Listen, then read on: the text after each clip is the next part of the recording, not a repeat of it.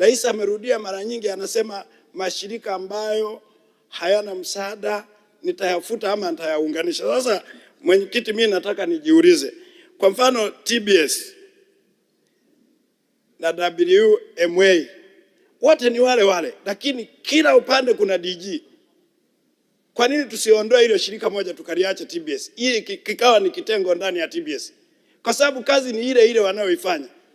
Na wewe nayo unatuahidi tu na yaunganisha, sijui wanakupiga bitu unapotelea wapi tena. Nashindwa kuelewa. Nenda EULA. Kuna EULA afu kuna PULA. Kazi ni ile ile, kwani hawaweza kuwa kitengo ndani ya EULA mpaka kila mahala tukawe na DG, tuwe na mkurugenzi, sijui tuwe na V8 kama 8. Hatuoni kama tunaongeza matumizi ambayo hayana maana yote. Twende kwenye Kamatek, Tirido, Temdo, Sido. Ukiangalia kazi zinazofanyika zote ni za Sido, lakini kila mahala kuna DG. Ugumu uko hapi? Kila mwaka na rais ameshawaeleza, mnashindwaje kuyaunganisha ya mashirika? Nenda UDAT. UDAT, alafu na DATI. Wote ni wakurugenzi na jamani, maprofesa, na bahati nzuri profesa nimeanza vizuri. Wewe profesa, katibu wako msema profesa, kina Mchechu, wote wasomi wazuri. Sasa naona Mheshimiwa Rais haja anipe kitengo humo dokta mwenye akili, nikafanye kazi yangu na PhD yangu, niwarekebishe huko ndani.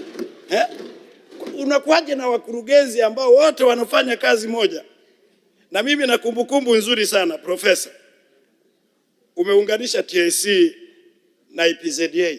Mnaonaje tunavyoenda kwa sasa? Mmetengeneza TISENZA hivi. Kwa nini mmeweza halafu hawa makorokoro tunazidi kubaki nayo tu, tunapiga maneno kila siku? Wewe ukiwa katibu wa Wizara ya Maji, kulikuwa na DAWASCO, na DAWASA. Wote kazi ile ile, lakini zote zina wakurugenzi. Ukaunganisha ikawa DAWASA. Unaonaje haya mafanikio? Kwa hiyo niombe sana profesa, mipango lazima tuwe tunaisimamia.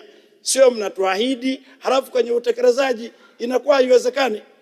Lazima tufike mahali kama nchi tukubaliane. Swala tunalolizungumza na kulipisha kwenye mipango yetu ni lazima likatekelezwe. Swala lingine Mheshimiwa Mwenyekiti ni upande wa kilimo. Mheshimiwa, naomba niulize, mimi toka kuzaliwa sijawahi kuona wizara moja ina bodi zinafika 50. Bodi ya tumbaku, bodi ya korosho, bodi ya pareto, bodi ya kahawa, kila zao. Sasa na mimi kwangu tunalima mananasi, uniundie na bodi ya mananasi. Hizi kazi zote zinaweza kufanywa na mwenyekiti mmoja tu mwenye akili. Bodi ya mazao, bodi ya magunia, bodi ya mbolea, kila mahali